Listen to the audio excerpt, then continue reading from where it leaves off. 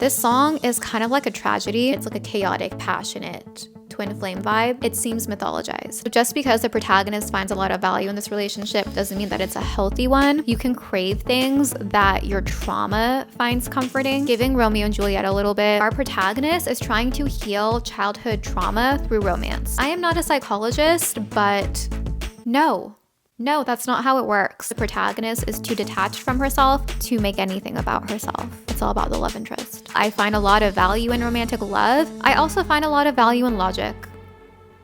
That's ominous, isn't it? Hi everyone, welcome to this video. Today we're going to be analyzing the lyrics to the song Born to Die by Lana Del Rey. If you're new to my channel, I analyze song lyrics very in depth through the lens of literary analysis. I do different artists on my channel. I do quite a bit of Lana Del Rey. If that's something that interests you, feel free to stick around. And let's just get started. This song title is ominous. I do not get positive vibes from it. This song title to me is referencing a romantic relationship that's doomed. It's doomed from the start. This relationship started with the purpose of ending. To quote Taylor Swift, one could argue the protagonist in this song may have seen the end before she began. Maybe she didn't. Maybe she realized this later on while in the midst of the relationship, but this relationship came to fruition with the fateful purpose of ending. It was never meant to pan out. There was never meant to be a happy ending. I get a feeling of fate. When I look at this song title, it seems like the failure of this relationship was destined to happen. There was nothing in the universe that could stop this relationship from ending. I sense some fate vibes all throughout this song, and I've talked about this before. When we have subtle nods to fate or folklore or mythology, I personally tend to view the subject matter in a higher regard, because if something has fate or magic or folklore associated with it, in my mind, I'm like, okay, there must be a reason this is fated. There must be a reason this is like a myth. It makes me add more value to the subject matter, and it makes me think that this relationship or this love is more significant, like it's put on a pedestal. To me, this song is giving strong twin flame vibes. It's not a soulmate sort of relationship. It's perhaps a twin flame sort of relationship where there is maybe the subtlety of fate that's intertwined within the relationship. There are different ways to think about a twin flame, but a lot of explanations I've seen and what resonates with me is that it's kind of like you're meeting your other half, which sounds romantic, right? But sometimes twin flame scenarios can result in toxicity and can result in the breakdown of each person. It really just depends, because the twin flame can be like a mirror. It can cause a metaphorical death, right? An emotional death. That's the energy that I'm sensing with this song. It's not like a pure, stable, balanced soulmate vibe. It's like a chaotic, passionate twin flame vibe. And I say that because I'm getting inklings of fate and mythology when I look at these lyrics. I do want to talk about passion really quick. If you have watched literally any of my Lana Del Rey analyses, you will know what I'm going to say. Passion is a theme that comes up with a lot of Lana Del Rey songs, and I view passion as something that's very beautiful and wonderful and fun. I think it's necessary in life to feel passion and to have passion. However, there is a type of passion that is chaotic and unbalanced, and that's dangerous. It can lead to reckless behavior. It can lead to poor decision making. It can lead to literal danger. It can lead to metaphorical danger, like emotional danger or existential danger. And by that, I mean sacrificing your identity, your sense of self, your dignity for the sake of a relationship. I am sensing passion within this song, and we'll talk about that more as we get into it. There is like an intro to this song where Lana sings, "Why? Who, me?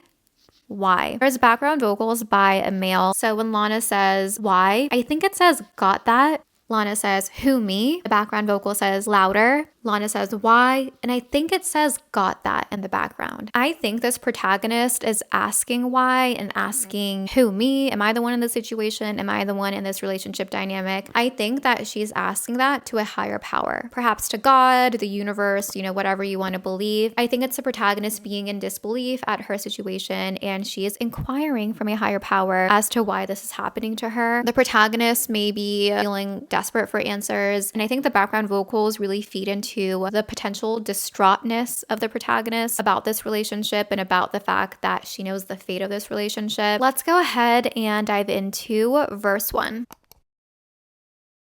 Verse 1 starts with the lyrics, "Feet, don't fail me now. Take me to the finish line. oh, my heart, it breaks every step that I take, but I'm hoping at the gates, they'll tell me that you're mine. These first 3 lyrics have a very specific tone in my opinion. The first 3 lyrics here kind of mythologize the song. It makes me think of fate. It makes me think, oh, is this like a folklore vibe? Not like Taylor Swift's album Folklore, but like literal folklore. It suggests that this love story is something of the past. It seems mythologized. When the protagonist is referring to gates, I think she's referring to the gates of the afterlife, to the gates of heaven. That's why I think she was talking to God or a higher power at the beginning of this song. Let's go back to the first line. Feet don't fail me now, take me to the finish line. The phrase feet don't fail me now connotes a feeling of desperation. The protagonist really wants her feet to work. She wants to be able to finish this journey and to see this through. This is a scenario where she needs to be able to take something to completion. It's important for her to do that. I want to talk about finish line. When I hear the word finish line, I think about a race and I think about running. However, in the second line, it says, oh, my heart, it breaks every step that I take. It seems like the protagonist is not running to the finish line. She's taking steps. So she's walking to the finish line, which is interesting. The fact that the protagonist's heart is breaking with every step she's taking shows me that she doesn't necessarily like what will be waiting for her at the end of the finish line. Interesting, because she wants to make sure her feet can take her to the finish line, but it also sounds like she doesn't really want to get to the finish line. I'm interpreting the finish line here as being representative of the end of this relationship. She knows this relationship is going to end. She knows that in this relationship, her and her romantic partner were born as lovers to die. The relationship came to fruition with the fated purpose, with the fated conclusion of ending. She wants to make sure she sees this relationship through, to have as much time with her romantic partner and to see it run its course the way that it was fated. But she's also not really wanting to get to the finish line. She's trying to make it go slowly. That's why she's walking. That's why we have the mention of steps being taken. I also feel like protagonist walking to the finish line gives her some power. Perhaps she wants this to finish on her terms and she wants this relationship to end with her having dignity and having some power in it. The protagonist then says, but I'm hoping at the gates, they'll tell me that you're mine. She is in acceptance about the fact that her and her romantic partner cannot be together on earth. The relationship is going to die. However, she is hoping that when she passes and gets to the afterlife, when she gets to the gates of heaven, that she will be told by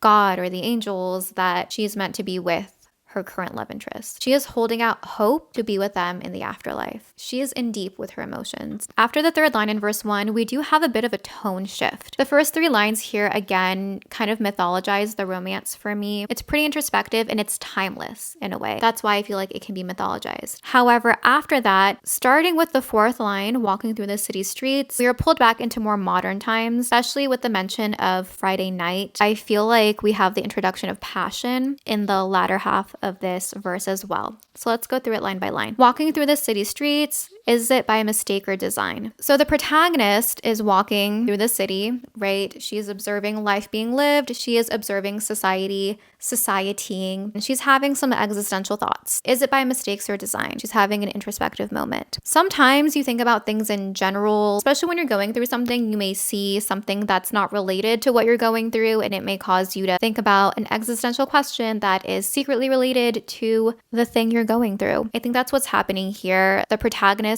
is wondering about fate. Is everything fated or is everything random? The fact that we have city streets, the fact that we have this architecture that maybe has been here for hundreds of years, the fact that we have an organized society, the fact that weekends exist. Is it random? Like, did it happen by mistake? Or was this by design? Did a higher power want this to happen? Is it fate? Does fate exist? Then the protagonist says she feels so alone on a Friday night. This takes away the mythology vibes because it's showing us her protagonist is human, right? She is wondering about Friday nights and whether or not she's going to feel lonely. The mention of a Friday night here is interesting. It reminds me of a song by Dashboard Confessional off of his Dusk and Summer album. I've talked about this lyric before on my channel. That song is about a soldier that has come back from war, and it's mainly about how it's so different to try to acclimate back to society after seeing war. And there is a lyric about Friday nights. In my opinion, it's meant to juxtapose a different type of life where weekends aren't really a thing, with a modernized life that has some privilege associated with it because you get to have a weekend. I will read to you that lyric that I'm referring to. The lyrics are kind of heavy, but it says, I just should be where my friends are lying, and I didn't hate those that I killed, but they're all dead now. But I'm here alive with satellites and Friday nights, and no one to judge me for the things that I've done. It's a different context than this song, but the mention of Friday nights to me has a similar effect. It's meant to modernize things, and it's something that people care about now. It's interesting. I like the mention of Friday nights in the song Slow Decay, and I like it here in Born to Die as well. It's a thing that is very specific, but it says a lot. Friday night, it's the start of the weekend. A lot of people are going to go out, have social interactions. If you have a romantic partner, it's probably going to be your date night. Feeling alone when other people are actively doing things that are fun hits different. It's different to be alone on a Wednesday night as opposed to a Friday night or a Saturday night. So our protagonist is feeling isolated and alone. Then she says, can you make it feel like home if I tell you you're mine? The protagonist is trying to use love in a romantic partner as a band-aid for her loneliness. It's not genuine either. It's not like a genuine love. She's asking the love interest here to make it feel like home, to make her feel safe. That's how I think about a home figuratively. A feeling of safety, a feeling of comfort, a feeling of warmth. So she's asking,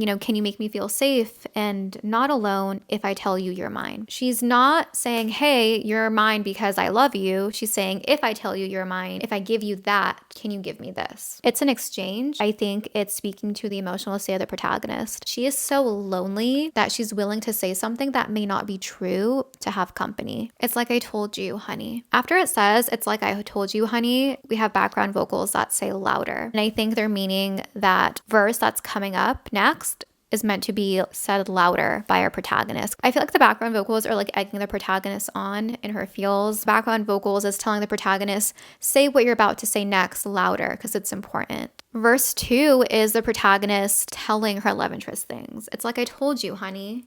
Don't make me sad. Don't make me cry. Let's go to verse 2 and we can talk about it.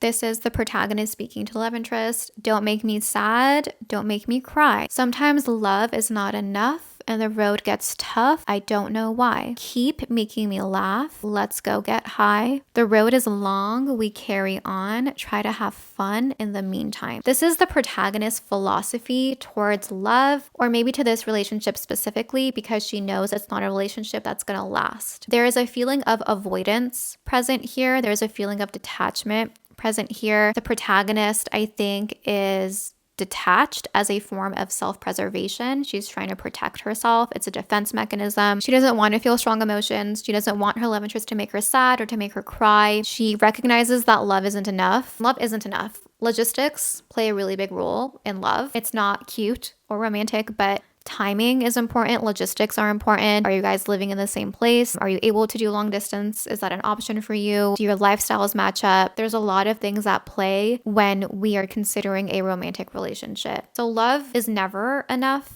In my personal opinion, the protagonist has this awareness. This is a somber sort of verse. I'm glad there's awareness on part of the protagonist, but the feelings of avoidance and the altered states that she suggests in a second are concerning to me. She's running away from a lot, and I would assume it's because she is feeling very heavy in her own internal world. And the road gets tough. I don't know why. The I don't know why is really heartbreaking. It seems like the protagonist has had to experience things getting tough multiple times. This relationship and the fact that they were born to die, that this relationship started with a purpose of ending, is not the first time that her road has been tough. She's gone through things before. It's possible she's tried to make sense of it, tried to make sense of the hardships, tried to find the silver linings and the lessons. But sometimes some people just come to the conclusion that they don't know why stuff happens. It could be random, it could be fate. Some people may argue that it's just easier not to dwell on things and to try to figure out why things happen all the time, because it's going to cause more suffering. That lyric to me connotes a feeling of a very gentle and somber sort of resolve and acceptance by the protagonist.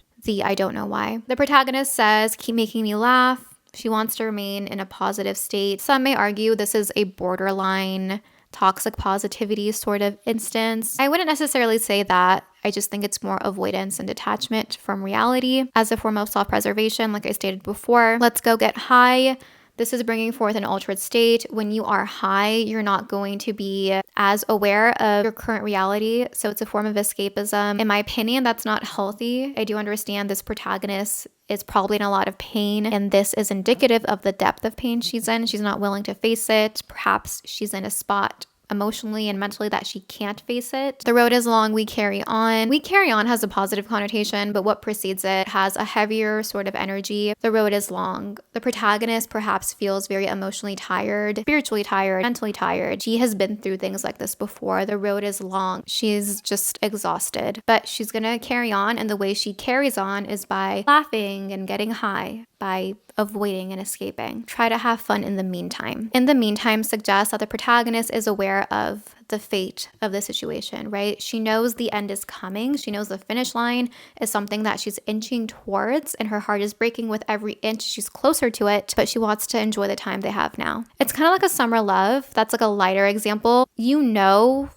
sometimes that a summer love is just a summer love. It's not going to be a relationship. You know, when spooky season rolls around, you're not going to be picking out couples costumes. So you're just going to enjoy what you have while you have it. That's a very lighter example of what's being alluded to here. Chorus. Come and take a walk on the wild side. Wild side is bringing forth more passion. This is a theme within Lana's music. Maybe we'll explore it in a separate video. Passion, recklessness, and the concept of being wild specifically. Let me kiss you hard in the pouring rain. You like your girls? Insane. And then it says louder, all right, after she says that. It's like this voice in the background is egging her on to be more reckless and to do things that are not good. Like the voice in the background wants the protagonist to be in a passionate state that can lead to recklessness. That's the sense I'm getting here. There's a lot of unbalance present within this chorus. The protagonist says, "Let me kiss you hard in the pouring rain." It's like she's introducing these passionate acts, and it's not crazy to kiss someone in the pouring rain, but usually if that happens, you get caught in the rain unexpectedly, but the protagonist is specifically seeking out this scenario. So in my opinion, it has a different vibe. She wants to do memorable things with her romantic partner, which, you know, is normal, but because she wants him to come to the wild side, and because she says she knows that he likes his girls insane, she is trying to perhaps live up to how he likes his girls. She's trying to live up to that identity of being insane and being passionate and reckless. If that's her true self or not is not something that we know. So the protagonist could be playing a part because she says, "You like your girls insane." And it says louder after that in the background. Is she trying to keep this going as long as she can, trying to be who she thinks his dream girl is? That is a possibility here. Everything that's being stated here is being directed towards the love interest. The protagonist isn't saying, "I want to kiss you hard in the pouring rain." She's saying, "Let me kiss you hard in the pouring rain." She's not saying, "I hope you don't make me cry. I hope you don't make me sad." She's telling him directly to not do that. This is all directed towards him. It's not about her. I would argue the protagonist is too detached from herself to make anything about herself. It's all about him.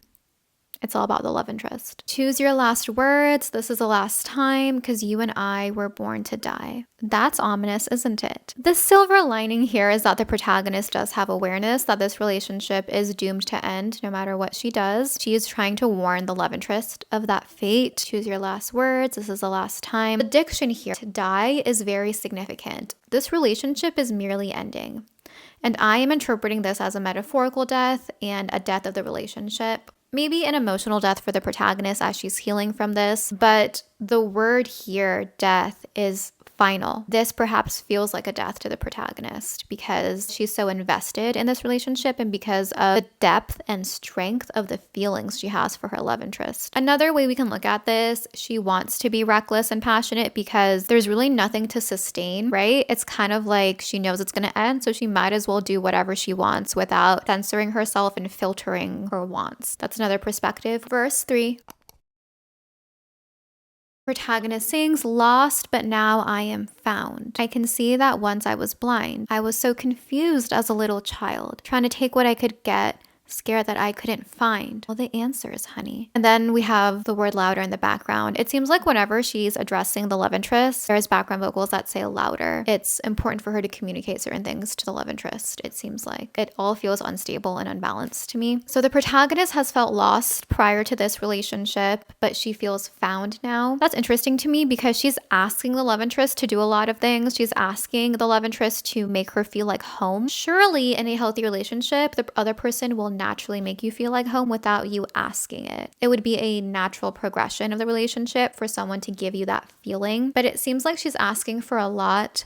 I wonder how the other party, how the romantic interest views this relationship. Do they view it with such significance and such depth? IDK. This is giving us some context as to why the protagonist is valuing this relationship so much. She feels found here. She feels seen here. She perhaps feels like she's healing in some sort of way. She realizes that in the past she was blind to a lot of things, but perhaps she sees herself now. She sees a purpose. She sees a potential for a true love. My interpretation of this is that our protagonist is trying to heal childhood trauma through romance. And I am not a psychologist, but no, that's not how it works.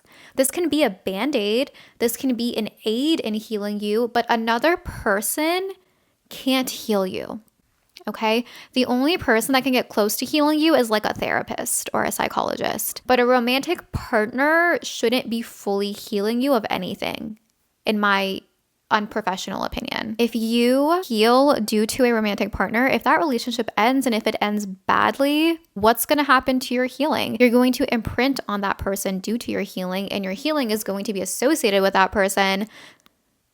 Like, I don't know. I think some things you just need to figure out by yourself, even if it's harder, even if it takes longer, because it's you.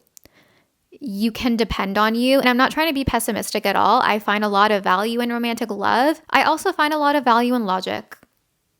I think that's a really interesting thing to think about. In regards to these lyrics, the protagonist seems to have trauma from childhood that she's trying to get past, and she's finding answers in this relationship. Also, when you have unresolved trauma, again, I'm not a psychologist, but in my opinion, when you have unresolved trauma, you can pick people for you that are not good for you. You can miss red flags. You can crave things that your trauma finds comforting that may not be healthy. The protagonist finds a lot of value in this relationship. Just because the protagonist finds a lot of value in this relationship doesn't mean that it's a healthy one. We don't know if this is a toxic relationship or not. I can't really comment on that. It's like a chaotic scenario in my opinion. And it's not necessarily her fault. Like, she's not doing this on purpose. It's something that's happening due to her past, due to her internal state. There's a lot of chaos here. This is a very unstable dynamic in my opinion. Even if the love is strong, it's just, I don't know. I think you're attracted to different types of people based on your internal state, based on your emotional health and your mental health, and even like your spiritual health, right? Like your energy and your vibes. She says she was trying to take what she could get. She had a scarcity mindset. She was always trying to get what she could find because she was scared she wasn't going to find the things she wanted. Connotes desperation. These are negative things. It doesn't mean the protagonist is a bad person. You can't help the circumstances you're in oftentimes, right? You can strategize your way out of them, but if you get plopped into a situation, especially as a child, like that's literally not your fault. As the protagonist says, sometimes the road gets tough and you don't know why. Sometimes it is what it is. This verse is giving us a lot of context about the protagonist, which makes me less surprised about the amount of unbalance and the amount of passion that I sense in the lyrics prior to this. Then we have repetition of verse 2 and repetition of the chorus. And now we're at verse 4.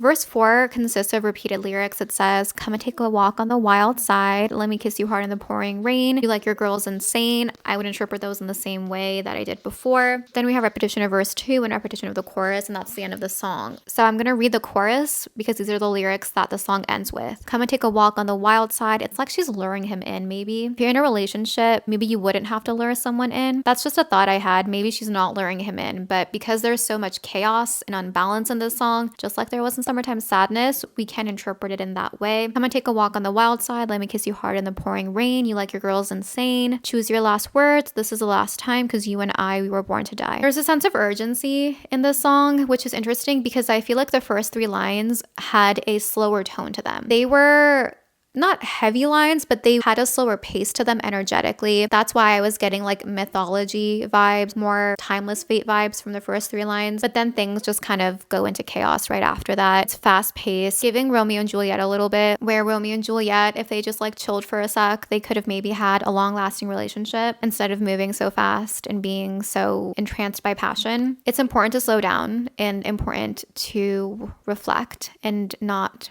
move so quickly. In Romeo and Juliet, there was repetition of the phrase make haste, right? Hurry up, hurry up. Like, what are you hurrying up for? Things take time, right? That's a bit of a tangent, but I feel like energetically the song starts out slower and it gets faster energetically and more desperate and more passionate and chaotic. And that mirrors the urgency of the protagonist to try to enjoy everything she can out of this relationship before it ends. This song is kind of like a tragedy, in my opinion. And I say tragedy specifically because of the mythology vibes in the first 3 lines. This is about a relationship, again, that's just doomed to end. Sometimes, as Taylor Swift says, you can see the end before you begin, but you just can't help yourself. You want to experience something with that person. And just because a relationship is over doesn't mean it doesn't have value. You can still gain a lot of value from it. You can grow, the other person can grow, you can learn things. But sometimes you're in the midst of a relationship when you realize that it's going to end. It sucks, right? It's horrible. This protagonist, though, I get a sense that she's accepting that it's going to end, but she still wants to be with them in the afterlife. She can't let this go for some reason. Maybe it's because for her, the love is so true and so pure. Maybe it's because she has unresolved trauma from childhood and has found healing in this relationship. So to lose this relationship means that she is moving backward in her healing journey. That's another way we can interpret it as well. This song doesn't really present us with a resolution, and it's specific but ambiguous enough for us to interpret it in a multitude of different ways. I want to know what you guys think. Do you think that this relationship is stemming from a healthy sort of love, or do you interpret it like I do as more chaotic? I wonder if this song were to exist if our protagonist had a more balanced internal state going into the relationship. There's lots of ways to think about this. I would love for you to join the conversation below and let me know what you think. As always, thank you so much for watching. I really appreciate it. Let me know what Lana Del Rey song I should analyze next, and I will see you next time. Bye!